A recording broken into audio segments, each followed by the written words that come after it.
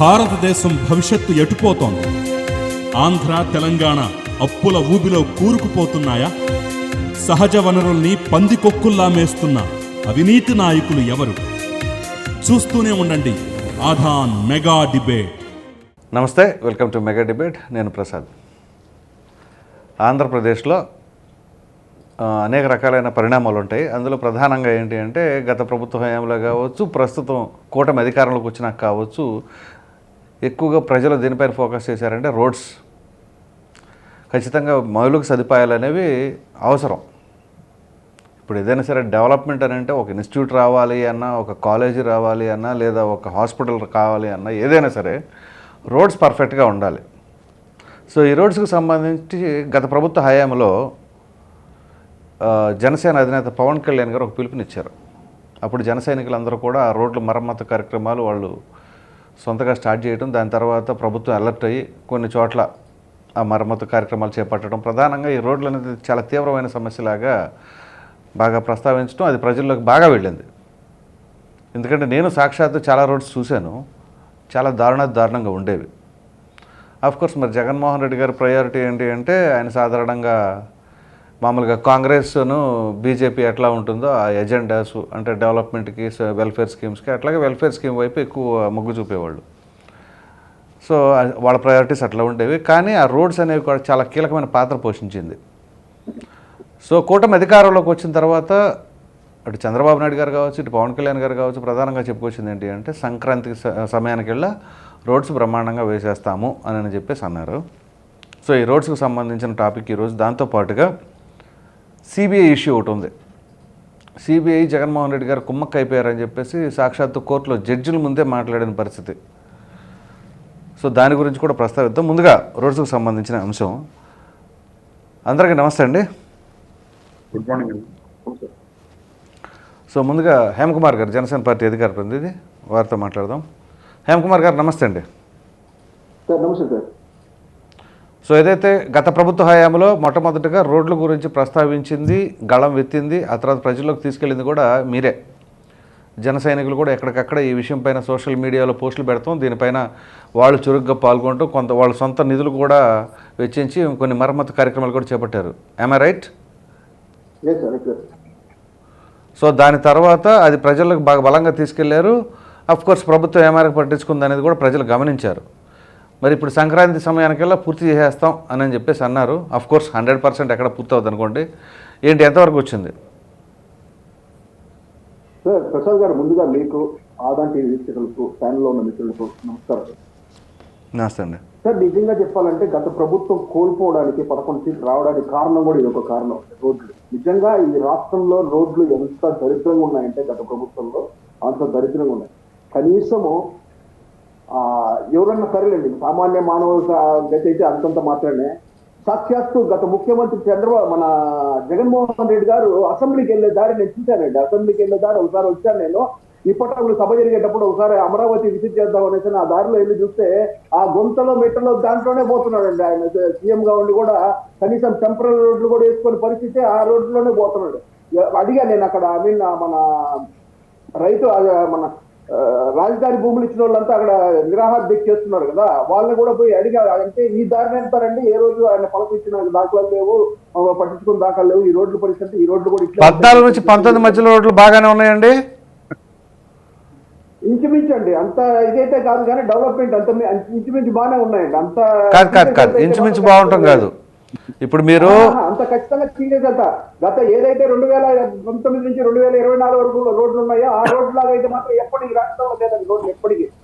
అవును, 14 నుంచి 19 లోపల వేయకపోతే అలాగే తయారవుతాయి. తర్వాత 19 లోపల వేయకుండా ఏం కాదు సార్, వేసిన రోడ్లే మరమ్మతులు చేసిన రోడ్లే అండి. కనీసం అప్పటికప్పటికి మెయింటెనెన్స్ లేకుండా రాజధాని లోపలికి వెళ్లే రోడ్ల గురించి నాకు చెప్పొద్దండి. నేను అన్ని తెలుసు, నాకు ప్రతి గ్రామంలో ఎలా ఉందనేది.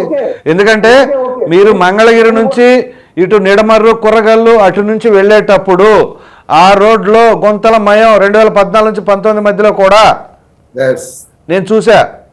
చెప్పండి. సో ఓకే, ఇంకొకటి విషయం ఏంటంటే, నేను ఎగ్జాక్ట్ గా ఒక విషయం చెప్పాలంటే, కేటీఆర్ గారు వాళ్ళ మిత్రుడు ఎవరో ఒక అతను చెప్పాడంట ఆంధ్ర నుంచి, సంక్రాంతి సమయంలో ఏంటండి సంక్రాంతి సమయాలు అన్నారులేండి.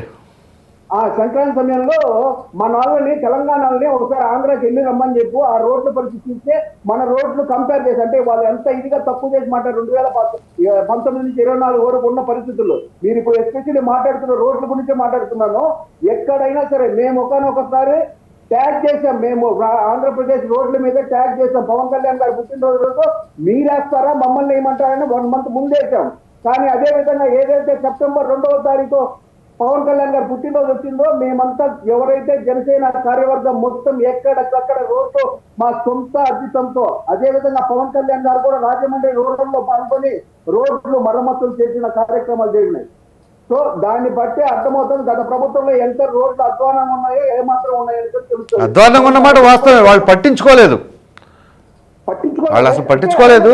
కాకపోతే ఇప్పుడు మీరు ఇప్పటి వరకు ఎంతవరకు ఆ రోడ్స్ అనేవి కార్యక్రమాలు పూర్తయ్యాయండి? జరుగుతుందండి ఆల్మోస్ట్ అండి, దాదాపు 80-90% ఖచ్చితంగా రోడ్ అన్ని కంప్లీట్ అయినాయి. ఈవెన్ తిరుపతి, నేను పరిసర ప్రాంతాల్లో కూడా చూస్తున్నాను. ఈ రోజు ఖచ్చితంగా ఆంధ్రాకి ఎవరైతే సంక్రాంతికి వచ్చిన వాళ్ళంతా కూడా చాలా సంతోషంగా వాళ్ళు తెలంగాణ బయట రాష్ట్రాలు ఎక్కడైనా సరే, ఓన్లీ తెలంగాణ కాదు బయట రాష్ట్రాలు ఎక్కడెక్కడ నుంచి వచ్చిన వాళ్ళు బెంగళూరు కానీ చెన్నై కానీ ఎక్కడి నుంచి వచ్చిన వాళ్ళు ఈ రోజు రాష్ట్రంలో వెళ్ళాలంటే ప్రశాంతంగా వెళ్ళొస్తున్నాం అంటేనే హ్యాపీగా ఉన్నామని, రోడ్లు ప్రశాంతంగా ఉన్నాయని చెప్పారండి ప్రతి ఒక్కరు. వాళ్ళు ఇచ్చిన బైక్స్ చూసారండి, నేను ఇది కూడా యూట్యూబ్ లో కూడా బైక్ చూసా. అవునవును, సీసీ రోడ్స్ కి సంబంధించి కూడా సుమారుగా ఇప్పుడు గ్రామీణాభివృద్ధి శాఖ మంత్రి కదా పవన్ కళ్యాణ్ గారు, ఆ శాఖ కూడా అయింది కదా. సో సుమారుగా 4000 కిలోమీటర్ల వరకు సీసీ రోడ్లు వేస్తున్నాం అని చెప్పేసి అన్నారు. చేస్తున్నారండి, ప్రతి ఊర్లో రోడ్డు వర్క్స్ అయితే జరుగుతున్నాయి. రూరల్ డెవలప్మెంట్ లో ప్రతి చోట రోడ్ డెవలప్మెంట్ జరుగుతున్నాయి. అదే విధంగా ప్రతి విలేజ్ లో మంచినీటి సరఫరా కోసం కూడా ఆ పని కూడా జరుగుతున్నాయి. ప్రతి ఒక్క చోట సక్రమంగా అయితే మాత్రం జరుగుతున్నాయి. రోడ్లు పనులు అయితే ఇంకా చాలా బాగా జరుగుతున్నది.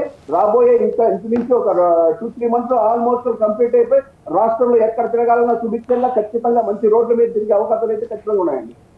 రైట్, రమేష్ గారు నమస్తే అండి.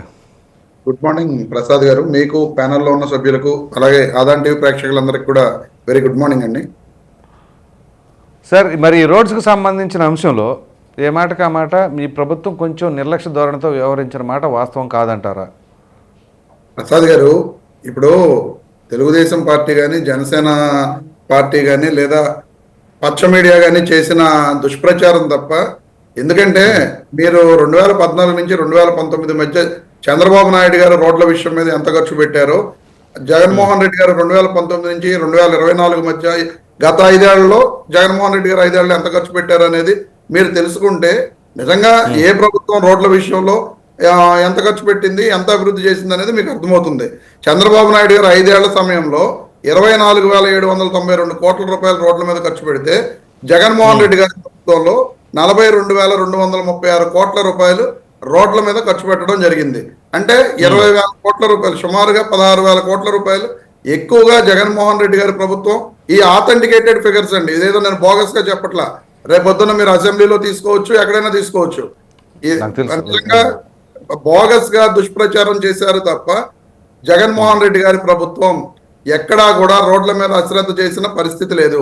ఇక్కడ ఏం జరిగిందంటే మెయిన్ గా జగన్మోహన్ రెడ్డి గారు ఎంతసేపు కూడా సంక్షేమ పథకాల మీద దృష్టి పెట్టి డబ్బులు వేస్తున్నారు అనేది కూటమి ప్రభుత్వం విరివిగా ప్రచారం చేయడంలో సఫలమైంది, అంతే తప్ప. మీరు కూడా అదే చేస్తున్నారు కదా, మీరు ఏ సభకి వెళ్ళినా మీరు చెప్పింది అదే కదా. పట్టణొక్కడు కార్యక్రమం అని మీరు, నేను రోడ్లు వేసాను, కాలేజీలు తెచ్చాను, ఇట్లాంటివి ఏమైనా చెప్పారా? ఖచ్చితంగా అది ప్రచారం చేసుకోపోబట్టే ఈ రోజున కొంత మేము ల్యాక్ అయ్యి వీళ్ళందరూ చెబుతున్న మాటలను ప్రజలు నమ్మడం జరిగిందండి. ఎందుకంటే 2014-19 మధ్య మా డిస్ట్రిక్ట్ లో అప్పుడు పుష్కరాలు వచ్చినాయి. మా డిస్ట్రిక్ట్ లో పుష్కరాల సందర్భంగా సుమారు 4,000 కోట్ల 5,000 కోట్ల రూపాయల రోడ్స్ టప ఒక 2-3 నెలల్లో పోస్తారు. పోసేసిన తర్వాత వర్షాలు వచ్చిన తర్వాత వెంటనే ఆ రోడ్లన్నీ కూడా ఎక్కడెక్కడ పైన తారుతోటి సార్లు వేసిపోయిన పరిస్థితులు అండి. ఆ రోజు నుంచి కూడా మళ్ళీ వాటిని పట్టించుకోవడం నాదుడు లేడు. ఎవరన్నా మా ప్రభుత్వం వచ్చిన తర్వాత కూడా మేము అడిగితే 5 ఏళ్ళు మెయింటెనెన్స్ ఉంటుందండి, 7 ఏళ్ళు మెయింటెనెన్స్ ఉంటుందండి. ఆ పర్టికులర్ టైం అయ్యే వరకు మనం ఆ రోడ్ని ఇది చేయడానికి మరి కాంట్రాక్టర్ అన్నా చేయాలి కదా. చేయకుండా ఏం చేస్తారు అంటే వాళ్ళకి డబ్బులు పెండింగ్ ఉన్నాయండి, గత ప్రభుత్వం ఇవ్వలేదు, ఈ ప్రభుత్వం కూడా కొంత ఇవ్వాల్సిన పరిస్థితులు ఉన్నాయి. ఈ రకంగా ఇబ్బందులు ఉండబట్టి జగన్మోహన్ రెడ్డి గారి ప్రభుత్వం వచ్చిన తర్వాత 14-19లో కూడా చంద్రబాబు నాయుడు గారు రోడ్లు వేసిన వాటిలో నాణ్యత లేక కొంత, వెయ్యని రోడ్లు కొంత మూలంగా జగన్మోహన్ రెడ్డి గారు వచ్చిన తర్వాత చంద్రబాబు నాయుడు గారి టైంలో ఎలాగో వర్షాలు ఉండవు, ఆ వర్షాలు లేకపోవడం కారణంగా అప్పుడేమో జగన్మోహన్ రెడ్డి గారు వచ్చిన తర్వాత వర్షాలు రావడంతో రోడ్లు ఎక్కువగా పాడైన పరిస్థితులు, వరదలు వచ్చినాయి. చంద్రబాబు నాయుడు గారు వచ్చిన తర్వాత ఇంక కొట్టుకుపోవడం అండి, ఉంటే అతివృష్టి లేకపోతే అది చంద్రబాబు ప్రకృతి విపత్తులను కూడా మనుషులకి ఆపాదించడం కరెక్ట్ కాదులే కానీ చంద్రబాబు నాయుడు గారు, నేను చంద్రబాబు నాయుడు గారికి ఆపాదించడం చంద్రబాబు నాయుడు గారి ప్రభుత్వంలో, ఎందుకంటే మనందరం కూడా గతంలో కూడా చూసామండి 95 నుంచి 2004 మధ్య ఫ్లాష్ బ్యాక్ చాలా వస్తాయి కానీ అలా కాదు. ఇప్పుడు మనం కరెంట్ ఇష్యూకి వద్దాం. సో ఇప్పుడు మీరు అనేది ఏంటి, ఎక్కువ ఖర్చు పెట్టాము అని చెప్పేసి అంటున్నారు. ఖర్చు పెడతాం కాదు, అక్కడ రోడ్లు ఎన్ని పడినాయి అనేది ఇంపార్టెంట్. బిల్లు పెడతానికి ఏముంది, బిల్లు పెడతాం సార్. నేను మీకు చెప్తున్నా, ఇందాక హేమ్ కుమార్ గారిని అడిగినట్లుగానే నేను ప్రత్యక్షంగా అనుభవించింది చెప్తున్నా మీకు. చెప్పండి. మీరు కృష్ణా జిల్లాలో పామర్ అనేది ఒక జంక్షన్, ఆ పామర్ నుంచి అవినిగడ్డ వెళ్ళేటప్పుడు అసలు ఇంటి దాకా వెళతారు అనే గ్యారంటీ ఏ ఒక్కడికి ఉండదు. నేను చెప్తా, ఎందుకంటే ఒక బైక్ కూడా వెళ్ళాడు సార్, అది మళ్ళీ స్టేట్ హైవే, పెద్ద పెద్ద గొయ్యలు, ఆ పెద్ద గొయ్యలు కూడా ఈ గొయ్యి తప్పిందనే లోపల నెక్స్ట్ ఏమంటే ఇంకొక గొయ్య, ఒకటేమో లెఫ్ట్ నుంచి రైట్ వరకు 70% రోడ్డు ఆక్యుపై చేస్తే ఆ గొయ్య, దానికి ఇమీడియట్లీ ఎట్లా ఉంటుందంటే లెఫ్ట్ నుంచి రైట్కి ఒక 80% గొయ్యి ఉంటుంది. సో వాడు ఎట్లా డ్రైవ్ చేస్తాడు, ఎలా వెళ్తాడు, బైక్ కూడా ఎలా వెళ్తాడు, అట్లాంటి పరిస్థితులు నేను ప్రత్యక్షంగా అర్ధరాత్రి పూట నేను చూశాను. అక్కడ పైగా లైట్స్ కూడా లేవు. సార్ ఒక విషయం అయితే చెప్పచ్చా మధ్యలో, సారీ ఫర్ ది ఇంటరప్షన్. చెప్పండి. ఒక దమ్మున్న పార్టీ ఏదన్నా ఉందంటే నిజంగా రాష్ట్రంలో వైసీపీ పార్టీ. ఎందుకంటే ఒక అబద్ధాన్ని కూడా ఎంత దర్జాగా నిక్కసుగా అంత దర్జాగా చెప్పుకోవడం. ఎందుకంటే నిజంగా గత ప్రభుత్వంలో రాష్ట్రంలో రోడ్డు లేని పరిస్థితి, ఎంతమంది ప్రజలు ఇబ్బంది పడ్డారు, ఎంతమంది పడి చనిపోయిన నేను హేమ్ కుమార్ గారు లెట్ హిమ్ కంటిన్యూ. కరెక్ట్, మీరు సబ్మిట్ చేశారు కదా, నేను చెప్తున్నా నా ఎక్స్పీరియన్స్ తో సహా నేను చెప్పాను. ఇప్పుడు రమేష్ గారు చెప్పండి. ఇప్పుడు హేమంత్ కుమార్ గారు ఒక అబద్ధాన్ని కూడా చాలా గొప్పగా చెప్తారు, వైసీపీ పార్టీ వాళ్ళు అని చెప్తున్నారు. అబద్ధాలను గొప్పగా చెప్పగల గొప్ప నాయకుడు పవన్ కళ్యాణ్ గారు. ఎందుకో చెప్తానండి, మొన్న గేమ్ చేంజర్ హేమంత్ అన్న, నేను మాట్లాడుతుండగా నువ్వు మధ్యలో మాట్లాడావు, ఓకే సబ్మిషన్ అన్నా, నేను మాట్లాడలా. ఇప్పుడు నేను మాట్లాడుతుండగా ఒక్కసారి ఆగి మళ్ళీ సమాధానం చెప్పండి అన్న.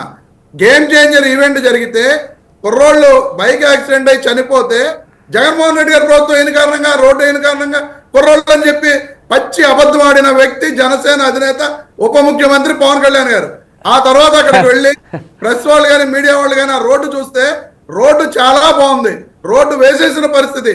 అటువంటి పచ్చి అబద్ధాలు ఆడిన వ్యక్తి పవన్ కళ్యాణ్ గారు తప్ప వైఎస్ఆర్ కాంగ్రెస్ పార్టీ కాదనేది ఆ హేమంత్ అన్న తెలుసుకోవాలి. ఎందుకంటే రోడ్డు ప్రమాదం ఒక నిమిషం అన్న, రోడ్డు ప్రమాదాల గురించి చెప్తున్నారు. ఈ రోడ్డు ప్రమాదాల్లో చంద్రబాబు నాయుడు గారి ప్రభుత్వంలో ఏ స్థానంలో ఉంది, జగన్మోహన్ రెడ్డి గారి ప్రభుత్వం వచ్చిన 2022లో 7వ స్థానంలో రోడ్డు ప్రమాదాల్లో తగ్గింది. చంద్రబాబు నాయుడు గారి ప్రభుత్వం కన్నా జగన్మోహన్ రెడ్డి గారి ప్రభుత్వంలో 2 సంవత్సరాలు కోవిడ్ లో పోయినాయిగా, అది కన్సిడర్ చేయండి. మరి 7వ స్థానంలోకి వచ్చింది. అలాగే కాదండి, 2 సంవత్సరాలు కోవిడ్ వచ్చింది కదండి మీకు, ప్రతి కోవిడ్ పెడతారు కదా, మరి రోడ్లు కూడా యాక్సిడెంట్స్ కూడా కోవిడ్ వర్తిస్తుందిగా. అవును సార్, 24 తీసుకోండి. ఇప్పుడు 24 తీసుకున్నా కూడా చెప్తాం కదా, 24లో ఏ స్థానంలో ఉంది, ఇప్పుడు 25లో ఏ స్థానంలో ఉంది, 26లో ఏ స్థానంలో ఉంటుంది అనేది కూడా త్వరలో మనం మాట్లాడుకోవచ్చు. అప్పుడే ఎందుకు, ఇప్పుడు వచ్చి 8 నెలలు అవుతుంది. ఈ 8 నెలల్లో వీళ్ళు చేసినవి ఏంటో చూస్తున్నాం. రాష్ట్రం ఇప్పుడు మీకు చాలా రోడ్లు మీకు వాట్సాప్ పెట్టాను చూడండి సార్ ప్రసాద్ గారు, అవన్నీ కూడా మీకు వాట్సాప్ పెట్టాను ప్రసాద్ గారు, చూస్తున్నా. అవన్నీ కూడా ప్రజాశక్తి పేపర్లో రోడ్ల మీద వచ్చిన ఐటమ్స్. చంద్రబాబు నాయుడు గారి ప్రభుత్వం వచ్చిన తర్వాత రోడ్ల మీద వచ్చిన ఐటమ్స్ అలాంటివి నా దగ్గర ఒక 120 ఉన్నాయండి. అన్ని పెడితే మళ్ళీ మీరు ఇబ్బంది పడతారని చెప్పి కొన్ని మాత్రమే పెట్టడం జరిగింది. 14 మాత్రం మీకు పెట్టాను. ఏది చాలా ఇబ్బందిగా ఉన్న వాటిని ఈ రోజున పవన్ కళ్యాణ్ గారు సిమెంట్ రోడ్లు పోస్తున్నారు అంటారు, అందులో అది కూడా పెట్టాను మీకు. సిమెంట్ రోడ్లు నాసిరకంగా ఉంటున్నాయని చెప్పి, పనులు నాణ్యతగా లేవని చెప్పి పేపర్లో వస్తున్న పరిస్థితులు. కూటమి నాయకులు ఎక్కడికక్కడ అటువంటి రోడ్లు పోస్తూ దోచుకుంటున్నారు తప్ప అవన్నీ కూడా మీకు క్లియర్ గా చూసుకోండి మీరు. అట్లాంటి ఇప్పుడు ఇట్లా మా దృష్టికి తీసుకొస్తే మంచిది. మేము వాళ్ళకి ఇప్పుడు ఎట్లా వాళ్ళ సమక్షంలోనే చెప్పారు కాబట్టి వాళ్ళ నాయకుడి దృష్టికి తీసుకెళ్తారు. సిమెంట్ రోడ్లు కూడా నాణ్యత లేకుండా ఉంటున్నాయని చెప్పి క్లియర్ గా ప్రజాశక్తి పేపర్లు అవన్నీ కూడా ప్రజాశక్తి మా పేపర్ కాదు, అవన్నీ పేపర్లో వచ్చిన ఆర్టికల్స్ అవి. అంత దారుణంగా రోడ్ల పరిస్థితి ఉంటే వీళ్ళు 90% రోడ్లు పూర్తి అయిపోయినాయండి, మేము చేసేసామండి, అతి త్వరలో ఇంకా మిగతా కూడా పూర్తి అయిపోతున్నాయి, 100% చేసేస్తున్నాం. నేను క్లియర్ గా చెప్తున్నా, రాష్ట్రంలో 870 కోట్ల రూపాయలు మాత్రమే వీళ్ళు గుంతలు పూడ్చడానికి రిలీజ్ చేశారు. ఆ గుంతలు పూడ్చే నెపంతో కాంట్రాక్టర్లకు దోచిపెడుతూ ఊరినే గుంటలు అక్కడికక్కడ పాట్ హోల్ పూర్తి చేసి అదే చూడండి హేమ కుమార్ గారు, కొంచెం నాణ్యత లోపం ఉందంట. ఆ కాంట్రాక్టర్స్ ఎవరో ఒకసారి మీ నాయకుడు దృష్టికి తీసుకెళ్ళండి. కోట్లతో చంద్రబాబు నాయుడు గారి ప్రభుత్వంలో 24,000 కోట్లతో రోడ్లు వేసినప్పుడు పర్వాలేదు, రోడ్లు బాగుందని తెలియదని మన రమేష్ గారు చెప్పారు. అదే విధంగా చెప్పలా ఆ టైంలో 42,000 కోట్లు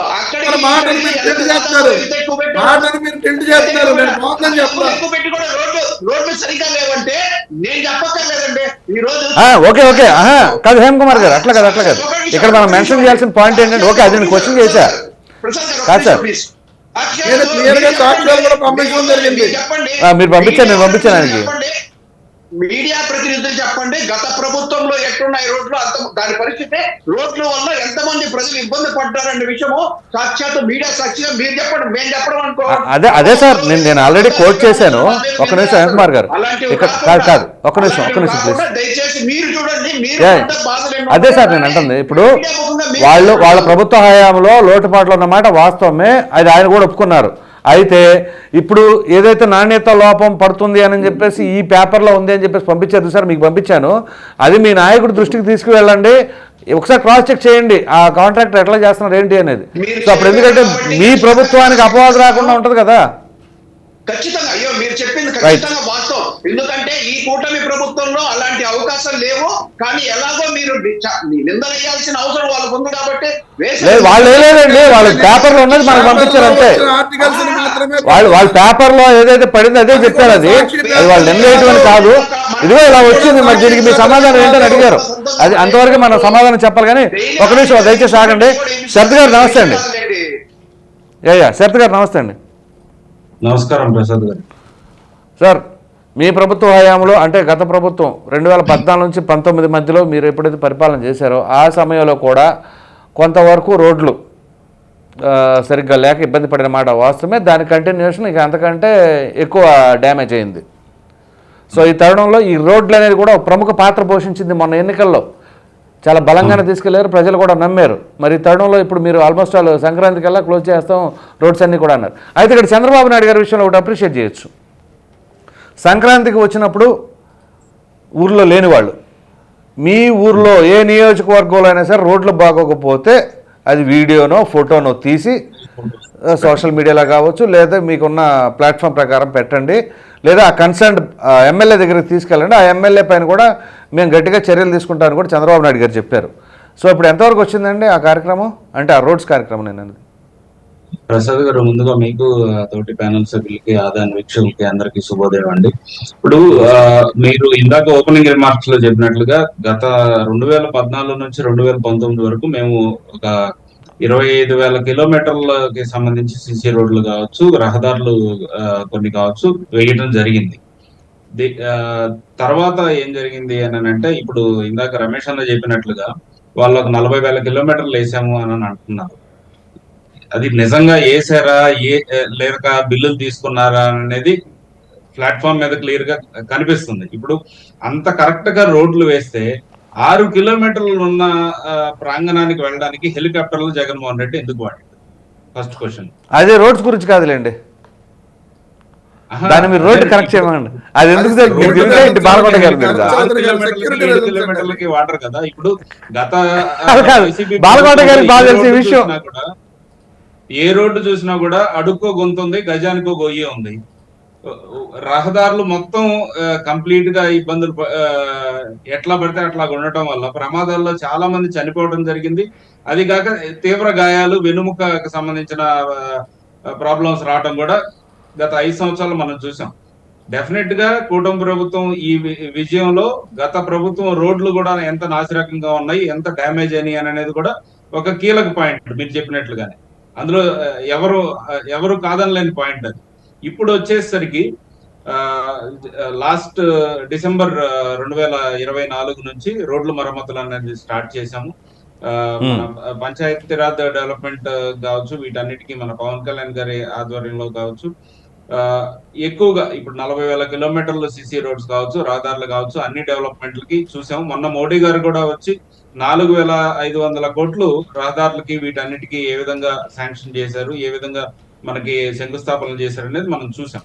ఇప్పుడు ఇవి యుద్ధ ప్రాతిపదికన జరుగుతాయనండి. ఏమైనా కూడా ఇప్పుడున్న పరిస్థితుల్లో 100% అవ్వాలి అనన్నా మనకి కనీసం ఒక 2-3 నెలలు మినిమం టైం పడుతుంది. ఇప్పుడు ఇంటర్నల్ గా మీరు చెప్పినట్లుగా సంక్రాంతికి ఒక పిలుపు ఇచ్చారన్నమాట చంద్రబాబు నాయుడు గారు, పవన్ కళ్యాణ్ గారు ఇద్దరు. మీరు కన్సర్న్డ్ ఎమ్మెల్యేలకి ఒక ఫొటోస్ కావచ్చు, లేదు అని అంటే క్లియర్ వీడియోస్ కానీ పంపించండి. ఇప్పుడున్న పరిస్థితుల్లో రోడ్లు బాగున్నాయంటే బాగున్నట్లుగా ఫీడ్బ్యాక్ పంపించండి. లేదు అని అంటే ఎక్కడెక్కడ మరమ్మతులు చేయాలో వాటిని క్లియర్ గా పంపించేసి మాకు కొన్ని పోర్టల్స్ ఉన్నాయి, ఆ పోర్టల్స్ లో అప్లోడ్ చేయమని చెప్పారు. లేదు అని అంటే కన్సర్న్డ్ ఎమ్మెల్యే దగ్గరికి కావచ్చు, వారి కార్యదర్శి దగ్గరికి కావచ్చు తీసుకెళ్లి చెప్పండి, దాన్ని బట్టి ఇమీడియట్ యాక్షన్ తీసుకుంటాము అని చెప్పారు. వీటిని ఇప్పుడు ఆల్రెడీ మనకి ఒక 70% వరకు అయితే ఇంటర్నల్ గా అయిపోయినాయండి రోడ్స్ కావచ్చు అన్ని. ఇంకా ఫిబ్రవరి ఎండింగ్ వరకు మేము ఎక్స్పెక్ట్ చేస్తున్నాం టోటల్ గా అన్ని క్లియర్ అవుతాయి, అన్ని రోడ్లు సాఫీగా ఉంటాయి అని మేము అనుకుంటున్నాం. ఆ రోడ్ కాంట్రాక్ట్స్ లో ఏమైనా ఎమ్మెల్యేల ఇన్వాల్వ్మెంట్ ఏమైనా ఉంటుందా? అంటే ఎవరైనా తెలిసిన వాళ్ళు ఉండొచ్చు, కానీ కంప్లీట్ గా ఎమ్మెల్యే సారథ్యంలో నడిచేది అయితే కాదండి వాళ్ళకి. అంటే వైసీపీ కాదులేండి, మరలా ఇందులో వాళ్ళు వీళ్ళు దూరారు అనుకోండి, ఆ క్వాలిటీ పోతుంది కదా రోడ్డుకి. లేదండి, అంటే ఇప్పుడు మేము ఇచ్చిన రోడ్ కాంట్రాక్ట్స్ లో వైసీపీ వాళ్ళు కూడా ఉన్నారు కదా. ఓన్లీ తెలుగుదేశం వాళ్ళు లేక ఇంకొకరండి, వాళ్ళకి తెలిసిన వాళ్ళు ఉంటారు, మా వాళ్ళకి తెలిసిన వాళ్ళు ఉంటారు, అందరూ చేస్తున్నారు. కాకపోతే ఏంటంటే రోడ్ ఎవరన్నా చేయండి, ఆ క్వాలిటీ మెయింటైన్ చేయండి, ప్రజలు మరలా ఇబ్బంది పడకూడదు, అది ఇంపార్టెంట్. ఫైనల్ ఇన్స్పెక్షన్స్ అయిన తర్వాతనే వాళ్ళకి బిల్స్ అవి రిలీజ్ అవుతాయి. కాబట్టి క్వాలిటీలో ఎటువంటి కాంప్రమైజ్ జరగదు. ప్రతి తక్కువ లిమిట్ లోనే క్వాలిటీ చెక్ అనేది జరుగుతుంది. ఎక్కడో కిలోమీటర్ క్వాలిటీ చెక్ కాకుండా ఖచ్చితంగా కొన్ని మీటర్స్ లోనే క్వాలిటీ చెక్ కూడా తీసుకుంటున్నారు. Right sir. బాల్కోట గారు నమస్తే అండి. ప్రసాద్ గారు సార్, మీకు సిమెంట్ రోడ్ల మీద కూడా ఒకటి పెట్టాను చూడండి సార్. యా, బాల్కోట గారు నమస్తే అండి. సో ఇప్పుడు అమరావతి పరిధిలో ఉన్నటువంటి రోడ్స్ గురించి కూడా డిస్కషన్లో వచ్చింది. ఇందాక నేను చెప్పింది 2014 నుంచి 19 మధ్యలో ఎట్లా ఉంది, 19 నుంచి 24 మధ్యలో ఎట్లా ఉంది అనేది. సో ఈ తరుణంలో ఇప్పుడు శరత్ చౌదరి గారు ఏం చెప్పారంటే రోడ్లు బాగలేదు కాబట్టి 6 కిలోమీటర్లకు కూడా ఆయన హెలికాప్టర్ తీసుకెళ్లారు అంటున్నారు. అసలు కారణం రోడ్లేనా ఇంకేమైనా ఉన్నాయా? ప్రసాద్ గారు నమస్తే, మిత్రులందరూ కూడా నమస్కారాలు. నేను అమరావతిలో రోడ్ల గురించి మాట్లాడమంటారా, రాష్ట్రంలో రోడ్ల గురించి మాట్లాడమంటారా? రెండో మాట్లాడండి సార్. అమరావతి రోడ్ల సంగతి మీకు తెలుసు కదా, మా రోడ్లు వేయరా, మా రోడ్లు దుమ్ముకుపోయారు. 19 to 24 మా రోడ్లన్నీ కూడా మీరు కళ్ళ ముందు చూశారు కదా. అమరావతిలో రహదారులన్నీ కూడా గ్రావెల్ తీసుకెళ్ళిపోయారు, కలపెత్తుకుపోయారు, మట్టి ఎత్తుకుపోయారు. అమరావతి మా మీద కక్ష పట్టేసేసి రాజధానికి సంబంధించిన మెటీరియల్ మొత్తం కూడా తీసుకెళ్లిపోతున్నాడు. దీనికి ప్రధానమైన కారణం అప్పటి ఎంపీ నందిగాం సురేష్ గారు పోలీస్ స్టేషన్ చుట్టూ తిరిగేవాళ్ళు రైతులు. నేను కూడా కళ్ళారని చూశాను. నేను స్వయంగా నా కారు వేసుకుని వెళ్ళిపోయి ఆ రహదారి మీదకి వెళ్ళటం, అక్కడ తవ్విన సంఘటనలు చూడటం, ఎందుకు ఎత్తుకెళ్తున్నారు, ఎవరు ఎత్తుకెళ్తున్నారు అంటే ఒక ఇష్టానుసారంగా రాజధాని రైతులు రాజధాని ప్రాంతంలో రోడ్లు మొత్తం కూడా చిందర వందరే. కాకపోతే ఒక్క రోడ్డు అయితే బాగుండేది, ఒకే ఒక్క రోడ్డు మాత్రం చాలా అందంగా అద్దంలాగా ఉండేది. అది తాడేపల్లికి జగన్మోహన్ రెడ్డి గారికి వెళ్ళే రోడ్డు మాత్రం ఒక 4 కోట్ల రూపాయలతో ఒక బ్రహ్మాండంగా వేశారు. ఆ రోడ్డు ఇరువైపులా 200 కుటుంబాలను కూడా తరలించారు. వాళ్ళు ఎక్కడికి వచ్చారు కూడా తెలుసులేండి నాకు. బారికేట్లు ఉంటాయి. ఒక నిజాం ప్రభు దగ్గరికి వెళ్తున్న వాతావరణం అక్కడ కనిపిస్తుంటుంది. నేను ఒక 5-6 సార్లు కారు వేసుకుని వెళ్తే నా కారు కూడా అటు వెళ్ళటానికి లేదని చెప్పేసి అసలు చేమలు కానీ దోమలు కానీ వీటిని కూడా అక్కడ పోలీస్ యంత్రాంగం కూడా రానిచ్చేది కాదు. ఆ ఒక్క రోడ్డు తప్ప అమరావతి అయితే నాకు తెలిసిన రోడ్లు తర్వాత సంగతి అసలు లైట్లు లేవు. అవును. మీరు సీడ్ యాక్సిస్ రోడ్లో బర్రెలో గొర్రెలు తిరిగాయండి. నేను కావాలని చెప్పట్లేదు, అబద్ధం. బర్రెలో గొర్రెలు తిరిగాయి. ఈ గొర్రెల దగ్గర బర్రెల దగ్గర కాపలా వాళ్ళు ఉండేవాళ్ళు, చెట్ల కింద చెట్లు మాట్లాడుకునేవాళ్ళు. రాజధాని సీడ్ యాక్సిస్ రోడ్లో. అవును. వేసవి కాలంలో నేనైతే కారు ఆఫ్ చేసి వాళ్ళ దగ్గర మంచినీళ్ళు తాగేవాడిని. మంచినీళ్ళు దొరికేవి కావు. కానీ ఇప్పుడు చూడండి, అంటే ఎమ్మెల్యేలు, ముఖ్యమంత్రి, మంత్రులు శాసనసభకు వెళ్తున్న రహదారులనే ఆ పరిపాలన అలా చేయటం మూలన ఇదంతా రాష్ట్ర వ్యాప్తంగా తెలిసిపోయింది. నిజానికి ఏంటంటే ఇప్పుడు రమేష్ గారు చెప్పినట్టుగా 2014-19లో తెలుగుదేశం పార్టీ 24,000 కోట్ల రూపాయల మేరకు రోడ్లు వేసింది. మా హయాంలో 19-24లో 42,000 కోట్ల రూపాయలు అనేది గనక నిజమైతే వైసీపీ పార్టీకి ఆ పరిస్థితి ఉండేది కాదు. ఎందుకంటే ఇప్పుడు అది కాగితాల లెక్కల ఏ లెక్కన నాకు తెలియదు, కానీ మేము గ్రామాల్లోనే బతుకుతున్నాం. మేము రహదారుల మీద నడుస్తుంటాం, ఆకాశంలో నడవము. ఇప్పుడు నేను ఉన్న ఊరిలోనే నా బజార్ ఉంది. నా బజార్లో నేను సెంటర్కి వెళ్ళే వరకు ఏ రోడ్డు ఎలా ఉందో మాకు తెలుసు. వర్షం వస్తే ఎట్లా ఉంటుంది, కాస్త చిరుకు పడితే ఎలా ఉంటుంది. అంటే మీరు అన్నట్టుగా రహదారుల విషయంలో కూడా వైసీపీ పరిపాలనలో పెద్ద ఎత్తున ప్రజల్లో వ్యతిరేకత వచ్చింది. అందుకనే జనసేన పార్టీ కూడా పవన్ కళ్యాణ్ గారు గుడ్ మార్నింగ్ అనే ఒక కార్యక్రమం తీసుకొని దీన్ని విస్తృతంగా ప్రజల్లోకి తీసుకెళ్లే ప్రయత్నం చేశారు. కాకపోతే నేను అనేది ఏంటంటే, మరి ఆనాడు ఆ ప్రభుత్వం అలా చేసింది కాబట్టి మరి ఈనాడు కూటమి ప్రభుత్వం ఈ రహదారులు వేసే కార్యక్రమాన్ని మాత్రం పూర్తిగా చెయ్యాలి. మనం ఎంత చెప్పినా సరే వేసామా లేదనేది ప్రజలకు అర్థమవుతుందండి. మనం గణాంకాలు కాగితాల్లో చెప్పడం కాదు, కానీ రహదారులు వేసామా లేదనేది ప్రజల స్వానుభవంలో అర్థమవుతుంది. కాబట్టి తప్పనిసరిగా ఇప్పటికైతే ఆ ప్రక్రియ అయితే స్టార్ట్ చేసినట్టుంది కూటమి ప్రభుత్వం. పవన్ కళ్యాణ్ గారు కూడా గ్రామీణ శాఖ మీద దృష్టి పెట్టారు. అంటే నేళ్ల మీదను రహదారుల మీద మరి ఆ ప్రక్రియ అయితే కొంత కొనసాగుతుంది. నేనే స్పీడ్గా జరుగుతున్నాయి, వేసేస్తున్నారు, బ్రహ్మాండంగా అయిపోయింది, ఇంకేముందో మనం వెళ్ళటం లేట్ అనేటట్టు కాదు. కానీ ప్రాపర్ గా కొంచెం నాణ్యత గల రోడ్లు వేస్తే ఇక ప్రజలు ఇబ్బంది పడకుండా ఉంటారు. అది వేసిన 6 నెలలకే మళ్ళీ గుంటలు పడి ఇబ్బంది పడేలాగా కాకుండా ఆ కార్యక్రమం మీద అయితే దృష్టి అయితే పెట్టిందండి ప్రభుత్వం. కొంత నిధులు తెచ్చుకొని కొన్ని రహదారులు, ప్రాధాన్యత కలిగిన రహదారులు అయితే వేస్తున్నాం. మాకు కూడా వేసారు, నేను బ్రహ్మాండమైన రోడ్డు వేశారు. మాకు ఎట్లా ఉంటుందంటే ఎయిర్పోర్ట్ లో రన్వే లాగా ఉంటుంది మాకు. ఎందుకంటే మా రోడ్డు ఎండింగ్ అది కాలంలోకి వెళ్ళిపోద్ది. ప్రసాద్ గారు, బ్రహ్మాండమైన రోడ్లు అక్కర్లా, రోడ్డు ఎత్తే చాలు. ఆ బ్రహ్మాండం అనేది తీసి పక్కన పెట్టండి. మాకు బ్రహ్మాండమైన రోడ్డు వేశారు సార్. ఎందుకంటే ఆ రోడ్డు కనెక్టివిటీ కాలంలోకి ఉంది. అసలు కావాల్సిన చాట లేదు, అది కాలంలోకి వెళ్ళిపోయింది డైరెక్ట్గా.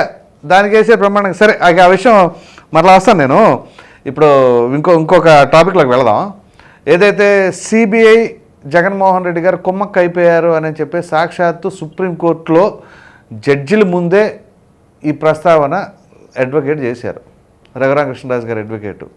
మరి దీన్ని ఎట్లా చూడాలి? అంటే సిబిఐ కూడా అంటే దేశంలోనే అత్యున్నత స్థాయి దర్యాప్తు సంస్థ అది. అటువంటి దర్యాప్తు సంస్థలో కూడా ఈ విధంగా లోపాయకార ఒప్పందాలు జరుగుతున్నాయి, ఫిక్సింగులు చేసేసుకుంటున్నారు అని చెప్పి సాక్షాత్తు సుప్రీంకోర్టులో మాట్లాడారు అంటే ఇది ఆషామాషి వ్యవహారం కాదు. మామూలుగా మనం సినిమాల్లో కూడా చూస్తూ ఉంటాం, సిఐడి అంటేనే ఒక పవర్ఫుల్ లాగా అనిపిస్తూ ఉంటుంది. అలాంటిది సిబిఐ మా ఆఫీస్ అయితే గల్లీలో కాదు ఢిల్లీలో ఉంటుందని చాలా పవర్ఫుల్గా చెప్తూ ఉంటారు. అటువంటి సిబిఐ పైన ఈ విధంగా జగన్మోహన్ రెడ్డి గారితో వాళ్ళు లోపాయకార ఒప్పందం చేసుకున్నారు, ఫిక్స్ చేసేసుకున్నారు అని చెప్పేసి అన్నారు అంటే మరి దీనికి జడ్జిలు కూడా ఎక్కడ కాంట్రడిక్ట్ చేయలే ఈ స్టేట్మెంట్కి. ఇది చాలా ఆశ్చర్యకరమైన అంశం. సో నిజంగానే అటువంటి అవకాశాలు ఉంటాయా అనేది ఇప్పుడు మనం ప్రస్తావిద్దాం. హేమకుమార్ గారు, మీరు ఒక అడ్వకేట్ కదా, సో చెప్పండి. ఇప్పుడు సిబిఐ పైన ఏదైతే ఆ స్టేట్మెంట్ పాస్ చేశారో ఆ అడ్వకేట్, దాన్ని ఎట్లా చూడాలంటారు? సార్, ఇప్పుడు నిజంగానే సిబిఐ జగన్మోహన్ రెడ్డి గారికి కుమ్మక్క అయ్యిందా లేదా అన్న విషయం ఎట్లా కనిపిస్తుంది అంటే, కేసులు ఇంత స్లోగా నడవడము, వాళ్ళు ఎప్పుడు కావాలంటే అప్పుడు గత 5 ఏళ్లలో ఎన్నో, ఇప్పుడు ఢిల్లీలో ముఖ్యమంత్రి గారిని అరెస్ట్ చేశారు, ఏది ముఖ్యమంత్రిగా ఉన్నంగా. అదే ఇది చట్టాలు మన రాష్ట్రంలో వర్తించలేదు. జగన్మోహన్ రెడ్డి గారు నేను పక్క రాష్ట్రంలో కోర్టుకి వెళ్ళాలి రావాలి అంటే దానికి దాదాపు 40-50 లక్షలు ఖర్చు అవుతుంది, అందువల్ల నేను ప్రజాధనాన్ని వృధా చేయను అనేసరికి నాకు ఎగ్జంప్షన్ ఇవ్వాలని. ఏ విధంగా ఎగ్జంప్షన్ ఇచ్చారో నాకు కూడా అది అర్థం కావట్లేదు. ఎందుకంటే అది ఆన్సర్ లేని క్వశ్చన్ లాగా మిగిలిపోయింది. అది దానికి ఏం చెప్పాలో కూడా అర్థం కావట్లేదు. బట్ సిబిఐ ఈ విధంగా కొద్దిగా మెతకతనమో లేకపోతే ఇంకా ఇది ఫాస్ట్ డెసిషన్ లేకపోవడం వల్ల ఇక్కడ తెలుస్తున్న పరిస్థితి ఏంటంటే కుమ్మక్క అయ్యిందేమో అన్న దీంట్లో డౌట్ వేస్తుంది. సిబిఐ జగన్మోహన్ రెడ్డి గారితో కుమ్మక్క అయిపోయేసి ఆయన కేసులు ఏమన్నా నీరు గారుస్తున్నారా ఏంటి పరిస్థితి అనేది తెలిసిన విధంగా దాని మీద మాకే కాదు ప్రజల్లో కూడా అలాంటి అపనమ్మకం ఏర్పడుతుంది. కానీ దీని విధంగా ఇంకొద్ది ఫాస్ట్ చేసి దాన్ని కొద్ది సీరియస్ యాక్షన్ తీసుకొని ముందుకెళ్తే మాత్రం కొద్ది ఖచ్చితంగా దీని మీద ప్రజలకు కూడా నమ్మకం వస్తుంది. సిబిఐ అయినా కూడా రాష్ట్రంలో కోర్టుల మీద కానీ దీని మీద కానీ. సో ఆ విధంగా కుమ్మక్క అయింది అనడానికి అనుమానం అయితే వస్తుంది, కానీ ఖచ్చితంగా నమ్మడానికి అయితే లేదంటారు. నమ్మడానికి లేదు, ఖచ్చితంగా అనుమానం అయితే వస్తుంది. ఎందుకంటే ఇప్పుడు కూడా ఏమంటారంటే రాష్ట్ర ప్రజలే కాదు అందరూ ఏమనుకుంటారంటే కూటమి ప్రభుత్వంలో ఉన్న వాళ్ళు మేము కూడా కేడర్ కూడా ఏమనుకుంటామంటే ఫస్ట్ ఇన్ని తప్పులు చేసిన జగన్మోహన్ రెడ్డి గారు దర్జాగా బయట హ్యాపీగా తిరుగుతున్నారు. అదే చట్టాలు సామాన్యుడికి అయితే మాత్రం ఇమ్మీడియట్ గా తీసుకుపోయి చేస్తారే, ఆ వాళ్ళ మీద యాక్షన్ రియాక్షన్ చాలా తొందరగా ఉంటది. జగన్మోహన్ రెడ్డి గారు ఇన్ని తప్పులు చేస్తారంటే నేను కూడా ప్రత్యేకంగా ఒక జగన్మోహన్ రెడ్డి గారు ఫాలోవర్ కాకపోవచ్చేమో కానీ ఆయన కూడా కడిగిన ముత్తెల్లా బయటకు వస్తే చూడాలని ఆనందపడుతుంది. ఎందుకంటే ఇన్ని కేసుల్లో పాపం ఇన్నేళ్లుగా దాదాపు 10-12 ఏళ్లుగా ఆయన ఇబ్బందులు పడుతున్నారంటే మీకు ఎంత కన్సర్న్ ఉందండి జగన్మోహన్ రెడ్డి గారి పైన? ఖచ్చితంగా అండి. ఎందుకంటే ఇప్పుడు తప్పు చేయని పాప అన్యాయం వాళ్ళు అనే మాట ఏంటంటే తప్పు చేయని వ్యక్తిని పాప 16 ఏళ్ళు జైల్లో పెట్టి ఎవరైనా అండి సామాన్య మానవం రోడ్లో పోతుంటే వాడిని తీసుకుపోయి జైల్లో పెడతామంటే అది కుదరదు కదా. ఏదో ఒక తప్పు చేశారు కానీ ఆయన కూడా కొద్దిగా ఫాస్ట్ చేసి మా కేసులు నేను ఎక్కడ తప్పు చేయలేదు, నేను కడిగిన ముత్తెలా బయటకు వచ్చాను రాష్ట్ర ప్రజలు నిరూపించుకున్నారు అనుకోండి ఖచ్చితంగా చాలా. ఈ టాపిక్ ఎండింగ్ టైంకి మీ అనుమానాలన్నీ నివృత్తి అవుతాయి అనుకుంటున్నాను. అవకపోతే చెప్పండి, అప్పుడు నేను క్లియర్ చేస్తా. మీకు అనుమానం ఉందన్నారు కదా సిబిఐ పైన, నాకు తెలిసి ఈ సెషన్ అయిపోయే టైంకి మీకు అనుమానాలన్నీ కూడా క్లియర్ అయిపోతాయి. అది సార్ తప్పు చేస్తుంటే శిక్ష చేయాలా లేదంటే కడిగిన ముత్తెల్లా అది ఓకే సార్, అది ఓకే. వాళ్ళిద్దరు కుమ్మక్క అయ్యారు అనే దానికి మీకు క్లారిటీ వచ్చేస్తలేండి by the end of the session. Okay sir. ఇంకోటి ఏమంటారంటే ఇప్పుడు కేసులు ఏది సుప్రీంకోర్టులో కానీ హైకోర్టులో కానీ చాలా కేసులు ఎక్కువైపోయినాయి. స్పెషల్ బెంచ్లు పెట్టి ఏమది స్పెషల్ బెంచ్లు అవి పెట్టి కొద్ది తొందరగా కేసులన్నీ పరిష్కరించాలనే దిశగా పోయేటప్పుడు ఈ ఒక్క కేసు పాప ఆయన దోష నిర్దోష అనేది ఏదో ఒకటి బయటికి పడాలి కదా. సామాన్యుడికి ఏమొస్తుంది ఏమబ్బా మీ దీంట్లో మాత్రం మీకు చట్టాలు అయితే రాజకీయ నాయకులకు మాత్రం ఒక చట్టాలు సామాన్య మానవులకు ఒక చట్టాలు అనేసి ప్రతి ఒక్కరు క్వశ్చన్ చేస్తాడు కదా. అలాంటివి లేకుండా ఖచ్చితంగా దీన్ని ఏదో ఒకటి నీరు గారేపటి లేకుండా ఏదో ఒకటి ఇంటరించి అయితే ఆయన దోష నిర్దోష అనేదాన్ని పొలిసిపుల్లా లేదా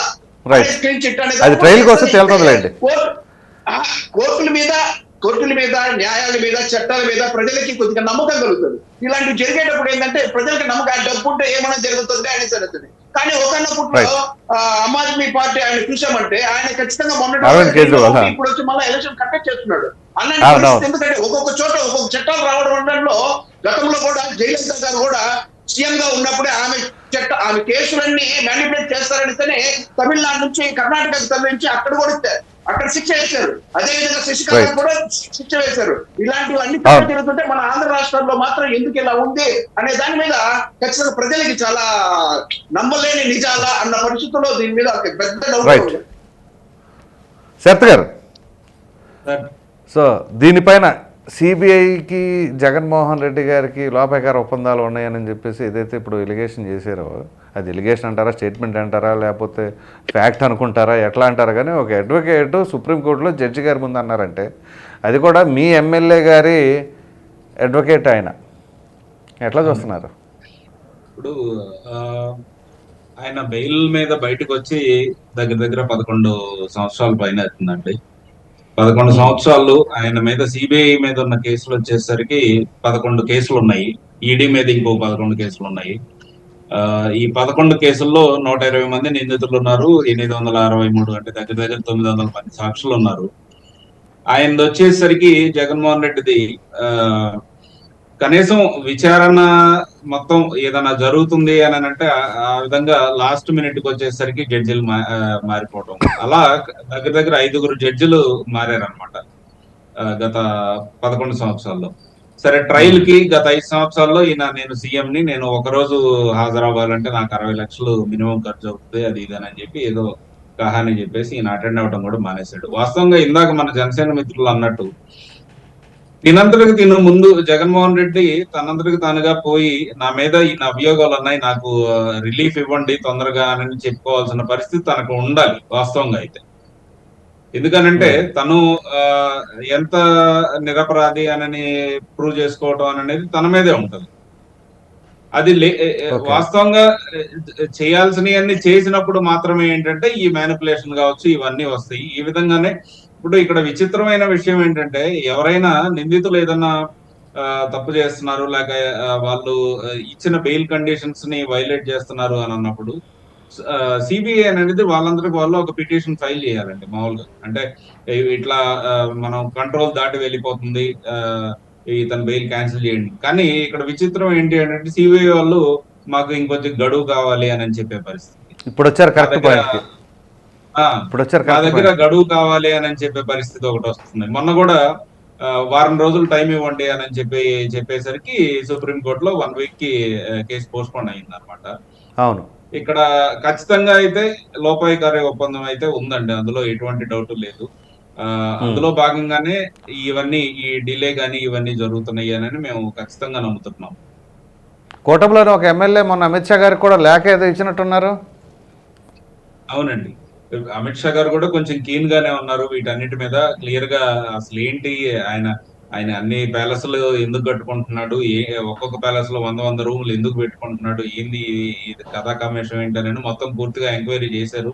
ఆయన కేసుల విషయాలు కావచ్చు ఇవన్నీ క్లియర్ గా చూస్తున్నారు. ఇప్పుడు గత ప్రభుత్వం గత 5 సంవత్సరాల్లో తిను ఒక్కరోజు కూడా కోర్టుకు అటెండ్ అవ్వకపోవటం కావచ్చు, ఇక్కడ మన వైఎస్ అవినాష్ రెడ్డిని కూడా అటెండ్ అవ్వనివ్వకుండా అప్పటికప్పుడు అరగంటలోనే అరెస్టు, బెయిల్, ఇవన్నీ ఏంటంటే అక్కడ కరెక్ట్ గా ఇతనికి సంబంధించిన పోటరీ ఏదన్నా ఉంటే తప్ప చేయలేరండి. ఎవరు పడితే వాళ్ళు చేసేవి కాదండి. ఖచ్చితంగా ఇతనికి తెలిసిన వాళ్ళు కావచ్చు, అక్కడ హై లెవెల్ లాబింగ్ అయితే ఖచ్చితంగా జరుగుతుందని మేము నమ్ముతున్నాం. రైట్. రమేష్ గారు ఏం చెప్తారు సార్? మామూలు ఎలిగేషన్ కాదు ఇది, మీరు సిబిఐతో కుమ్మక్కయ్యారని చెప్పేసి ఇప్పుడు ఏమంటారు? కంప్లైంట్ ఇచ్చింది, అదే కేసు వేసింది రఘురామకృష్ణరాజు గారు, వాళ్ళ లాయర్ గారు.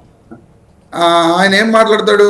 ఏదో ఒకటి మాట్లాడాలి. సిబిఐ తోటి కుమ్మక్క అయిపోయి, సిబిఐ జగన్మోహన్ రెడ్డి గారితో కుమ్మక్క అయిపోయింది అని మాట్లాడితే ఈ రోజున కేంద్ర ప్రభుత్వం ఎవరు ఉన్నారండి? కేంద్ర ప్రభుత్వంలో పార్ట్నర్స్ గా బీజేపీ వాళ్ళు ఉన్నారు. 2019 కేంద్ర ప్రభుత్వానికి సిబిఐకి సంబంధం ఏంటండి? ఎవరికండి? కేంద్ర ప్రభుత్వానికి సిబిఐకి సంబంధం లేదా? CBI is not an independent department. Individual body కదా. పంజరంలో చిలుక అనేది మీరు మీ ఇష్టం వచ్చినప్పుడేమో వ్యాఖ్యలు చేయొచ్చు, ఈ రోజేమో అది ఇండిపెండెంట్ బాడీ కాదండి. ఇండిపెండెంట్ బాడీ కాదుగా. కాదు, రైట్. డెఫినెట్ గా CBI is not an independent body. Okay, మీరేం అటానమస్ కాదు, సిబిఐ ఏం అటానమస్ కాదు, మీరు చెక్ చేసుకోండి. ఒకవేళ ఇండిపెండెంట్ బాడీ అని వీళ్ళు చెబితే తప్పు. సిబిఐ అనేది కేంద్ర ప్రభుత్వం చేతిలో ఉండే సంస్థ, అదేమి ఇండిపెండెంట్ బాడీ కాదు. అటానమస్ వర్క్ చేయదు, కేంద్ర ప్రభుత్వ కంట్రోల్లోనే వర్క్ చేస్తుంది. ఈ రోజున 2019 నుంచి 24 మధ్య సిబిఐతో జగన్మోహన్ రెడ్డి గారు, అదే సిబిఐ జగన్మోహన్ రెడ్డి గారితో కుమ్మక్క అయిపోయిందంటే ఆ కేంద్ర ప్రభుత్వాన్ని నడిపిన వ్యక్తులతోటి ఈ రోజున వీళ్ళు అధికారాన్ని ఎలా పంచుకుంటున్నారు? అదే బీజేపీ పార్టీతోటే కదా వీళ్ళు అధికారాన్ని పంచుకుంటుంది. మరి వీళ్ళు కూడా ఆ రోజున కుమ్మక్క అయిపోయినప్పుడు ఈ రోజున వీళ్ళు కుమ్మక్క అయినట్టే కదా. అండ్ ఆల్సో ఇంకొక విషయం, ఇంత ముందు మన హేమంత్ అన్న గాని శరత్ అన్న గారు చెప్పడం, అదేంటది ఆప్ అధ్యక్షుడు కేజ్రీవాల్ గారిని అరెస్ట్ చేశారు. కేజ్రీవాల్ గారిని అరెస్ట్ చేసి 6 నెలలు అనుకుంటా, 6 నెలల్లో బయటికి పంపించారు. కానీ జగన్మోహన్ రెడ్డి గారిని 16 నెలల పాటు జైల్లో ఉంచారు. ఆయన సీఎం గా ఉన్నప్పుడు అరెస్ట్ చేశారు, ఈయనేమో నార్మల్ గా ఉన్నప్పుడు అరెస్ట్ చేశారు. ఆయన కూడా అప్పుడు ఎంపీ అయినా ఎంపీనే, బట్ నాట్ సీఎం. నాట్ బిఎస్సీఎం బట్ ఎంపీ. ఆయన ఎంపీగా ఉన్నాడు. అర్థమైందా సార్? ఆయన ఏమీ పదవిలో లేకుండా లేడు. ఈ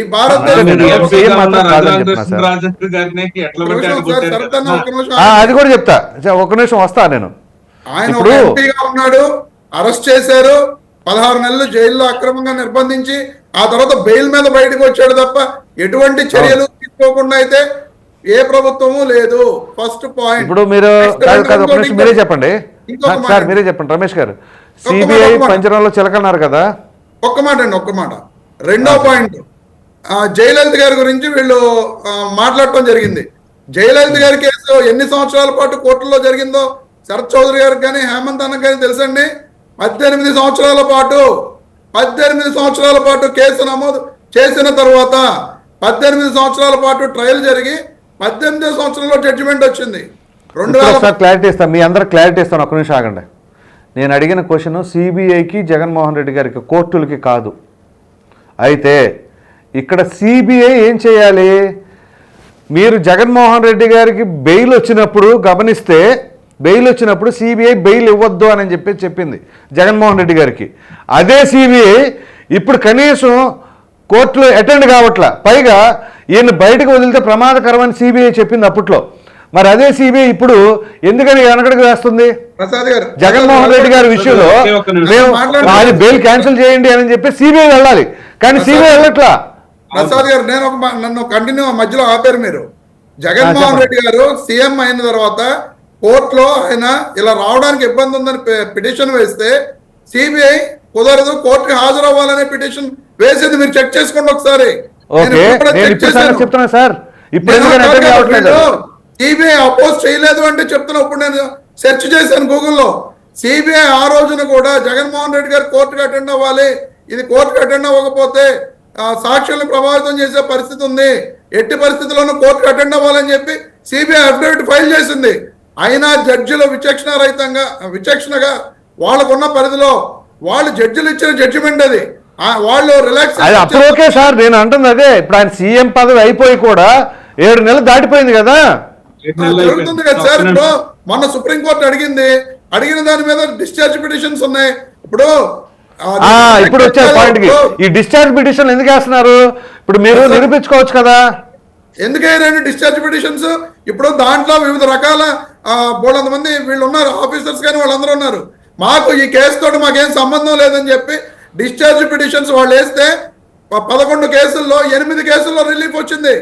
ఆఫీసర్స్ అందరికీ 8 కేసెస్ లో రిలీఫ్ వచ్చింది. వాళ్ళు ఎవరికి సంబంధం లేదు, కేబినెట్ నిర్ణయాలను వాళ్ళు అమలు చేశారు తప్ప ఎక్కడా ఈ కేసుల్లో ఐఏఎస్ ఆఫీసర్స్ కి సంబంధం లేదని చెప్పి డిశ్చార్జ్ పిటిషన్స్ లో కోర్టులు స్క్వాష్ చేసిన పరిస్థితులు ఉన్నాయి. ఇంకా 3 కేసెస్ లోనే రిలీఫ్ రావాలి, అవి కూడా ఖచ్చితంగా వస్తాయి. మా హేమంత్ అన్న ఆశించినట్టుగా కడిగిన ముత్యంలో జగన్మోహన్ రెడ్డి గారు ఆ 11 కేసుల నుంచి బయటకు రావడం తథ్యం, మా హేమంత్ అన్న కోరిక తీరడం కూడా తథ్యం. 8 కేసులు.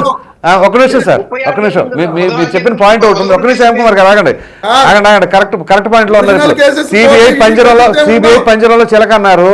ఆ పంజరంలో చిలక మరి ఎవరు చెప్పినట్టుందండి అవినాష్ రెడ్డి గారి ఎపిసోడ్ లో? అది మీరు చెప్పాలి, మేము ఎవరు చెప్పినట్టు. నేను అన్న పంజరంలో చిలకని మీరే కదండి అన్నది. నేను ఇండిపెండెంట్ బాడీ అంటే కాదు పంజరంలో చిలకని మీరు అన్నారు సార్. ఇండిపెండెంట్ బాడీ అయితే కాదని చెప్పి, అటానమస్ కాదని చెప్పా, పంజరంలో చిలకని వాళ్ళు అభియోగాలు చేశారని చెప్పా. ఎవరు అభియోగాలు చేసింది? చంద్రబాబు నాయుడు గారైనా లేదా కాంగ్రెస్ పార్టీ అయినా, బీజేపీ అధికారులు ఉంటే కాంగ్రెస్ పార్టీ చేస్తే, కాంగ్రెస్ పార్టీ అధికారులు చేస్తే. అవును. సో ఇప్పుడు సిబిఐ పంజరంలో చిలక అంటే సిఐడి పరిస్థితి ఏంటి? అది కూడా అంతే అన్నారు ఇప్పుడు, అంతే కదండి. సో ఇప్పుడు CID powerful, CBI powerful? CBI powerful, CID powerful ఏం కాదు కదా, స్టేట్ గవర్నమెంట్ కదా. కరెక్ట్. ఇప్పుడు మరి కరెక్ట్ ట్రాక్లోకి వచ్చారు. మరి అటువంటి సిబిఐనే దడిపించారు సిఐడి వాళ్ళు కర్నూలులో విశ్వభారతి హాస్పిటల్ దగ్గర. ఇప్పుడు సిబిఐని పరిగెత్తించింది ఎవరు? ఎలుక పిల్లిని జరిగిందంట. అట్లా ఉంది పరిస్థితి సార్. ఇప్పుడు మీరు సబ్జెక్ట్ ని జగన్మోహన్ రెడ్డి గారి కేసెస్ గురించి మొదలుపెట్టి వేరే కేసు సిబిఐ సార్ అక్కడ అండర్లైన్ చేసుకోండి. సిబిఐ నేను అంటుంది. సిబిఐ అక్కడ తప్పులు చేసింది కాబట్టి తరమాల్సి వచ్చింది. సిబిఐ ఏం తప్పు చేసింది సార్? సిబిఐ మీద కేసులు పెడతాం ఏంటండి? అక్కడ రామ్ సింగ్ అనే అతను ఒక సిబిఐ ఆఫీసరు దౌర్జన్యంగా సాక్షుల్ని ప్రభావితం చేయడానికి అతను ఈ విధంగా సాక్ష్యాలు చెప్పండి అని చెప్పి వాళ్ళ మీద ఒత్తిళ్లు తీసుకొస్తుంది కాబట్టి రామ్ సింగ్ అనే అధికారి మీద కూడా మళ్ళీ కంప్లైంట్లు చేయడం జరిగింది, అతని మీద కేసులు నమోదు చేయడం జరిగింది. ఇప్పుడు సిబిఐ అనేది దాని ఎంతవరకు దాని ఇది ఉంటుందో అంతవరకు అది పనిచేయాలి. ఒత్తిడి చేసి నువ్వు జగన్మోహన్ రెడ్డి గారి పేరు చెప్పు, అవినాష్ రెడ్డి గారి పేరు చెప్పు, లేదా నిన్ను చంపుతాం, నిన్ను కొడతాం, నీ మీద రకరకాల కేసులు పెడతామని చెప్పి బెదిరించేస్తే అది కరెక్ట్ అంటారా మీరు? అది కరెక్ట్ అంటారా మీరు ప్రసాద్ గారు? బెదిరించడం అనేది కూడా విత్ ఎవిడెన్స్ ఉందా మీ దగ్గర? అది కూడా ఎలిగేషనేగా. ఇప్పుడు బెదిరించడం అని అంటే మన జగన్మోహన్ రెడ్డి గారు మిగతా అధికారులు కూడా ఉన్నారు. ఒక్క నిమిషం ఒక్క నిమిషం చెప్తాను ప్రసాద్ గారు. అదే సిబిఐ ఆఫీసర్స్ లో మిగతా అధికారులు కూడా ఉన్నారు. ఏ అధికారి మీద కంప్లైంట్ పెట్టండి? రామ్ సింగ్ అనే అతని మీద ఎందుకు కంప్లైంట్ పెట్టారు? ఆయన ఎస్పీ కాబట్టి పెట్టారు. ఆయనే స్ట్రాంగ్ గా చేస్తున్నాడని పెట్టారు ఆయన మీద. తను చేశాడు కాబట్టి, బెదిరించాడు కాబట్టి పెట్టారండి. బెదిరించడం కాదు సార్, ఇవన్నీ ఆయన వల్లనే వాస్తవాలు బయటకు వస్తున్నాయని చెప్పేసి ఆయన ఆపడానికి చేశారేమనుకోవచ్చు కదా. ఇప్పుడు మీరు అలా అనుకోవచ్చు. ఇప్పుడు రెండింటికి ఉంటాయి, ప్రోస్ అండ్ కాన్స్ రెండింటికి ఉంటాయి. ఇప్పుడు మీరు అధికారంలో ఉన్నారు, 7 నెలలు అయింది అని చెప్పి మీరు అడుగుతున్నారు. 7 నెలల నుంచి మీరు చేసింది ఏంటి? మీరు ఇవాళ అధికారంలో ఉన్నారు కదా. కేంద్ర ప్రభుత్వంలో కూడా మీరు బాగా కూటమి ప్రభుత్వంలో భాగస్వాములు కదా. ఈ రోజు మీరు 7 నెలల నుంచి ఎందుకు చర్యలు తీసుకోలేకపోయారు? అదే కదా ప్రాబ్లమ్. కూటమి గెలిచిన కానీ జగన్మోహన్ రెడ్డి గారు సీఎం అయినట్టుకుంటే మేము అదే కదా ప్రాబ్లం. మేము కూడా బాధపడుతుండేది అదే కదా. ప్రాబ్లం అంతా అక్కడ ఉంది సార్. ఇది కూడా కరెక్టే. ఇక రమేష్ గారు చెప్పింది కూడా కరెక్టే. ఎందుకంటే ఆడలేక మధ్యలో కూడా అన్నట్టు, ఎందుకంటే కొన్ని పరిస్థితులు అట్లాగే ఉంటున్నాయి. మరి దానికి మీరు మరి మీకు బస్తీ బే సవాల్ అన్నట్టు ఛాలెంజ్ అది. ఏం చేస్తారు చేయండి. ఏం కుమార్ గారు, బాలకోట గారు, సో ఈ ఎపిసోడ్ పైన మీ రియాక్షన్ ఏంటి సార్? ప్రసాద్ గారు, గత 2 రోజుల క్రితం నేను డిబేట్లో పాల్గొంటే ఒక అడ్వకేటు ఒక ఇంటర్నేషనల్ సర్వే రిపోర్ట్ ఒకటి చెప్పాడు ఈ న్యాయ ప్రక్రియకి సంబంధించి. అందులో విషయం ఏంటంటే మొత్తంగా భారతదేశంలో ఇప్పటి వరకు 50 మిలియన్ కేసులు పెండింగ్ లో ఉన్నాయంట. అది క్రిమినల్ కేసులు కానీ ఆల్ కేసెస్ అంటే 5 కోట్ల వరకు ఉన్న కేసులు పెండింగ్ లో ఉన్నాయి. కేసులు పెండింగ్ లో ఉన్నాయి. 300 సంవత్సరాలు పట్టుద్ది. అదే కదా మీరు చెప్తుంది? 300 సంవత్సరాలు పడుతుంది ఆ పరిష్కారం జరగాలంటే ఒక మాట చెప్పాడు. రెండో మాట ఏంటంటే, మన బీహార్ మాజీ ముఖ్యమంత్రి లాలూ ప్రసాద్ యాదవ్ మీద, మన లాలూ మీద 1997లో కేసు నమోదైంది. మన అది దానా కుంభకోణం. అవును. 2017లో ఆయనకి కొంత శిక్ష పడింది. 20 సంవత్సరాలు పట్టింది. ఇందాక మీరు చెప్పినట్టుగా జయలలిత కేసులో కూడా దాదాపు 20 సంవత్సరాలు. మీరు 20 సంవత్సరాలు ఆగమంటారు అయితే మీరు అనేది అది అంతేనా? నేనేమంటానంటే జగన్మోహన్ రెడ్డి గారి కేసులో ఒక ఎండమావుల సీరియల్ మీరు చూడాలి. ఎప్పుడైపోతుంది సీరియల్ అంటే చెప్పలేము. మీరు ఛానల్లో చూస్తుంటారు కదా, కురుక్షేత్రము మహాభారతం సీరియల్ లాగా ఆ సీరియల్ నడుస్తుంది. అంటే ఇక్కడ విచారణ సంస్థలు కానీ న్యాయ వ్యవస్థలు కానీ ఇలా ఉన్నాయనే మాట అయితే చెప్పేది ఎలా ఉందంటే సిబిఐ డైరెక్టర్ కాదు సీరియల్ డైరెక్టర్ అన్నట్టుంది. మరి అంతే ఉంది కదండి. 12 ప్రక్రియ జగన్మోహన్ రెడ్డి గారు కోర్టుకి వెళ్తారంటే తనకు తానుగా అసలు వెళ్తారు. ఎవరైనా ముద్దా వెళ్తాడంటే తన మీద ఆరోపణలు వచ్చిన కోర్టే పిలవాలి, లేదా విచారణ సంస్థ పిలిపించాలి. విచారణ సంస్థ పిలిపించట్లా ఇప్పుడు సుప్రీంకోర్టు ఆదేశాలు ఎన్ని ఉన్నాయండి? ఎన్నిసార్లు చెప్పారు సీజే గారు? రాజకీయ నాయకుల మీద పెట్టిన కేసులు 6 నెలల్లో పరిష్కరించాలి, 6 ఏడాదిలో పరిష్కరించాలి, డూమ్ డామ్ డస్క్ అని ఉన్నాయి ఆదేశాలు. ఎంతమంది మీద పరిష్కరించారు? వీళ్ళకి ఏంటంటే రాజకీయ నాయకులకి లేదంటే అధిపతులకి ఏంటంటే న్యాయ వ్యవస్థ కూడా ఎగ్జంప్షన్ ఇస్తుంది. అదే ప్రసాద్నో రమేష్నో లేదంటే మరొకరినో అయితే కోర్టు గుంజకు వస్తుంది. మీకు అమరావతిలో కేసులు ఉన్నాయి. మరి ఇప్పుడు అమరావతిలో కేసులోకి మేము వాయిదా పోతూనే ఉన్నాం కదా సార్. ఆటోలు ఎక్కి బైకులు ఎక్కి, బైక్ లేదంటే మరే బావా కోర్టు ఏమైందిరా, బండి ఆపరా, నేను ఎక్కుతున్నాను అని అంటాడు. పరిగెత్తుకొని వెళ్తున్నారు ఆడవాళ్ళు కూడా. మరి వీళ్ళు వెళ్తున్నారు కదా. నేను ఇందాక సిఐడి అనో సిబిఐ పవర్ఫుల్ అని అన్నది ఎందుకంటే ఇద్దరు ఎంపీలే. ఒకళ్ళేమో సిఐడి అధికారులు తీసుకెళ్లిపోయారు, ఇంకో ఎంపీనేమో సిబిఐ అధికారులు టచ్ అయిపోయారు. నేనేమంటానంటేనండి, గతంలో మనం చాలా కాలం, దశాబ్దాల కాలం ఏదన్నా దేశంలో కానీ రాష్ట్రంలో సంఘటన జరిగితే సిబిఐ విచారణకి కోరుతామండి. అంటే సిబిఐ మీద అంత నమ్మకం దేశంలో, ఒక అత్యున్నత సంస్థ, న్యాయం జరుగుతుంది అని ఒక నమ్మకం. ఇప్పుడు సిబిఐ మీద నమ్మకం లేదండి ప్రజల్లో. సిబిఐ అయినా, సిఐడి అయినా, ఈడీ అయినా, ఏసీబీ అయినా విచారణ సంస్థల మీద నమ్మకం పోయింది ప్రజలకి. నేను చెప్తున్నాను మీకు, టీవీ చెప్తున్నా, అది సిబిఐ కాదండి. సిబిఐ విచారణ సంస్థ కాదు, కుక్క పిల్ల. నువ్వు ఎత్తుకుంటే నీ సంఖ్య ఎక్కిద్ది, నేను ఎత్తుకుంటే నా సంఖ్య ఎక్కిద్ది. వద్దులేండి మరి అటువంటి దర్యాప్తు సంస్థను అట్లా అనకూడదులే సార్. ఎందుకు అనకూడదు? ఎందుకనకూడదు? దర్యాప్తు అంతేనా? సంస్థలు, నేను Independent న్యాయస్థానాలు bodies అవి. అంటల్లా. నేనేమంటలేదండి, ఏం ఇండిపెండెంట్ బాడీస్? రాజ్యాన్ని కాకోకుండా, ప్రభుత్వాన్ని కాకోకుండా, ఈ రోజున ఆంధ్రప్రదేశ్లో ఏసీబీ ఉంది, సిఐడి ఉంది, సీఎంని కాకుండా పోతాయా? పోయినాయా? ఇప్పుడు మనమే చెప్పాం కదండి, చంద్రబాబు నాయుడు గారి మీద కేసు ఎవరు పెట్టారు? సిఐడి పెట్టింది. ఉంటుందండి అంత వాతావరణం. ఇది ఏంటంటే ప్రభుత్వం అండి, దేనికైనా ప్రజాస్వామ్యంలో ప్రభుత్వమే రాజకీయ వ్యవస్థ మూలం, నిర్ణయాలు తీసుకునేది వాళ్ళు. మీరు ఇందాక ఏదో మాట చెప్పారు, మన కాకినాడ పోర్టు గురించి ఒక పంచాయతీ సెటిల్మెంట్ అయిందనేది.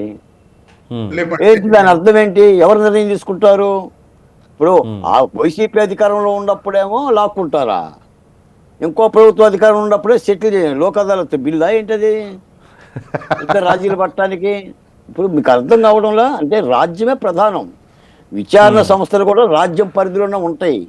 కాకపోతే ఒక విశ్వసనీయత ఉంటుంది. గతంలో ఏంటంటే ఒక విశ్వాసం ఉంటుంది, విచారణ సంస్థలకి న్యాయంగా చేస్తారు, ఒక స్వయం ప్రతిపత్తిగా చేస్తారు, ఎవరి మాట వినరు అనేది. మనకి ఐఏఎస్, ఐపీఎస్, ఇండియన్ అడ్మినిస్ట్రేషన్స్ అండి అవి. ఇప్పుడు ఈ రోజున ఎస్ఐ గారి దగ్గర మనం పోతున్నాం. ఎస్ఐ అంటే ఏంటి? వాడు అందరికీ ఎస్ఐ, వాడు అడ్మినిస్ట్రేటరు.